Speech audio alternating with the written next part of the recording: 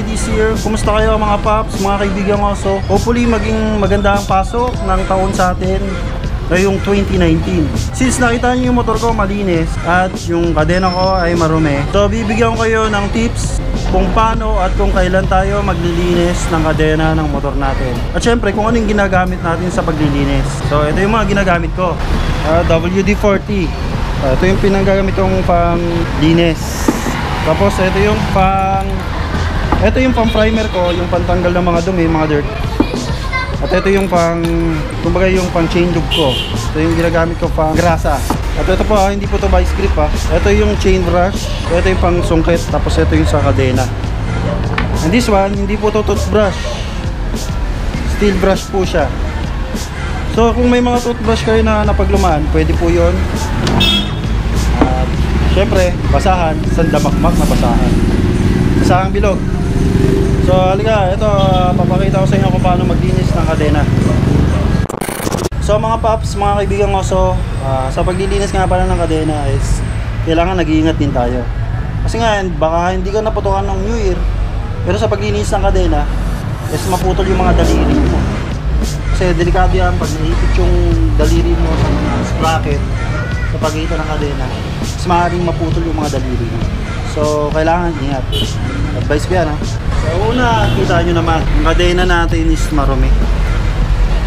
So kailan ba dapat tayo maglilinis ng kadena?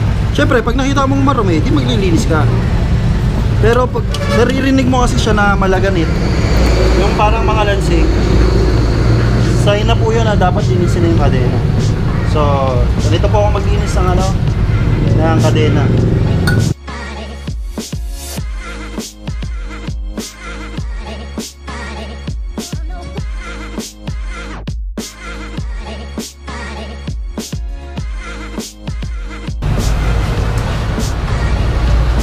Rod sprocket.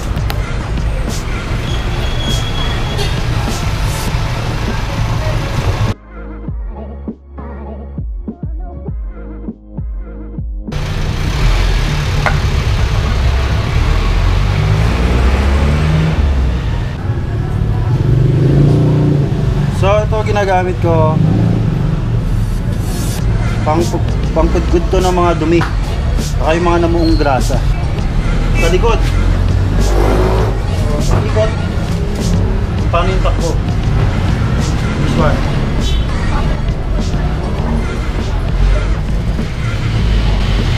Or kung medyo nahihirap na kayo mag-ikot ng gulong, pwede nyo naman buksan yung makina, patakbuhin. Pero ingat mga paps, kasi tumatakbo na yan, iikot na yan, dyan na yung delikado. So dapat tumatakbo na yan, ito ibabaw.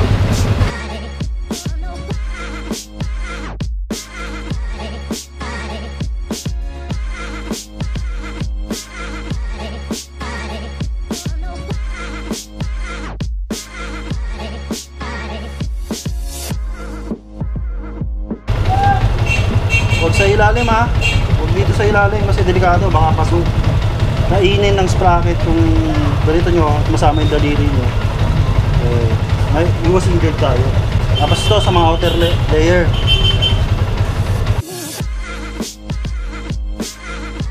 Konti na lang kasi itong WD-40 ko eh.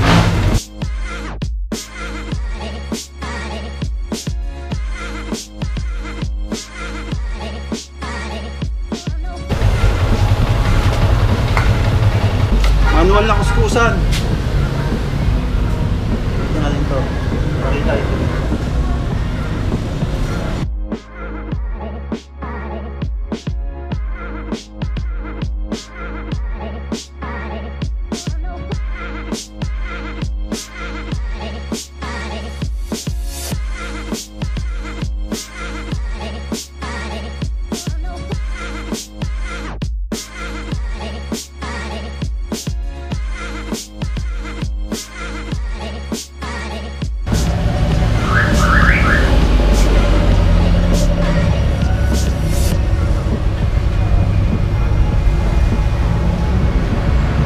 Sa ilalim, pabaliktad yung ikot ng gulo, patras.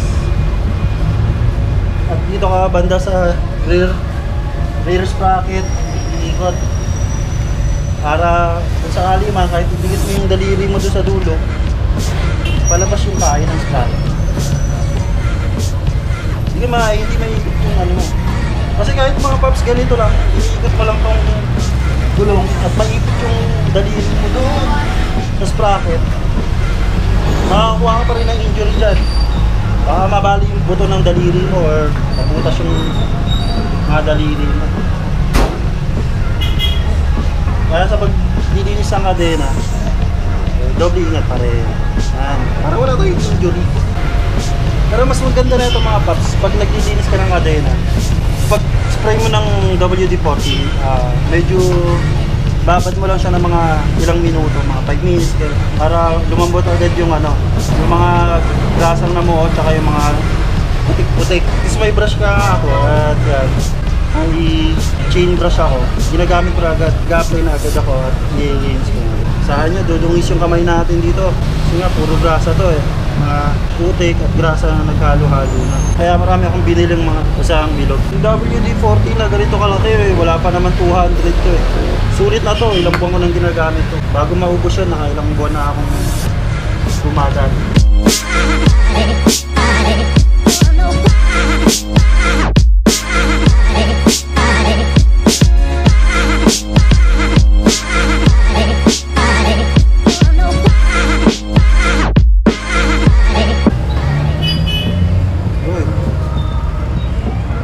Nating basahan ng dungis na.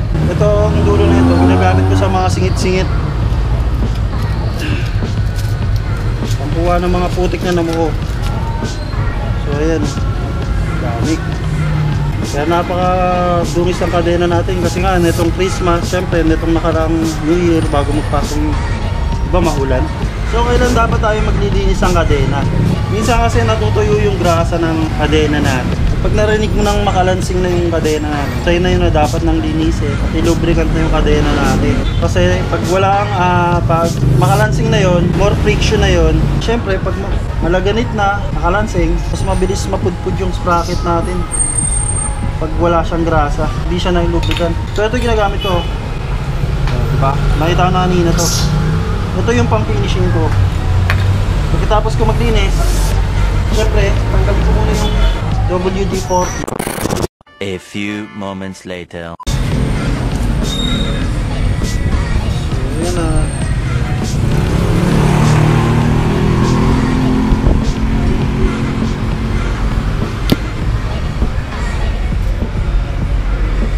So ayan mga paps, natanggal na natin yung dumi ng kadena natin tsaka ng sprocket natin.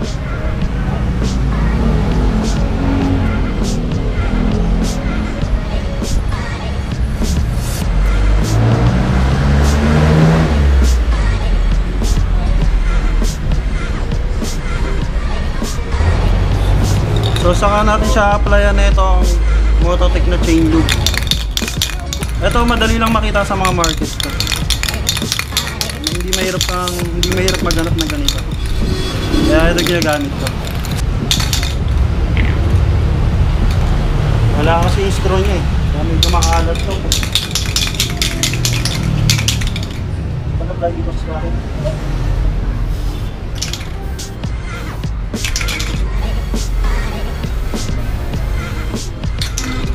Galing mga paps na ubos. Meanwhile, Magkano yan? Kaya mga paps, naubos yung chain lube ko eh. Kaya pumili ako. Lagyan na natin.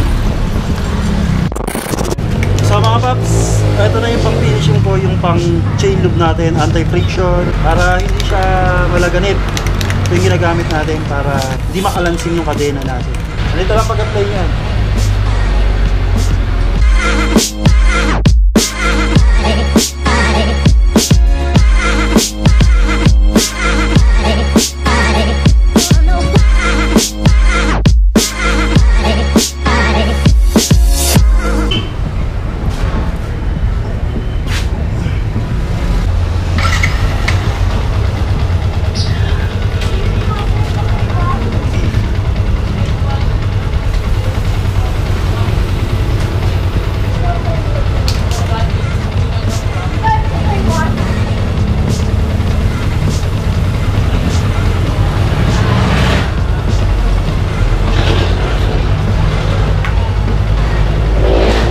pinapaikat-ikat ko lang muna siya para kumalat yung chain loop natin.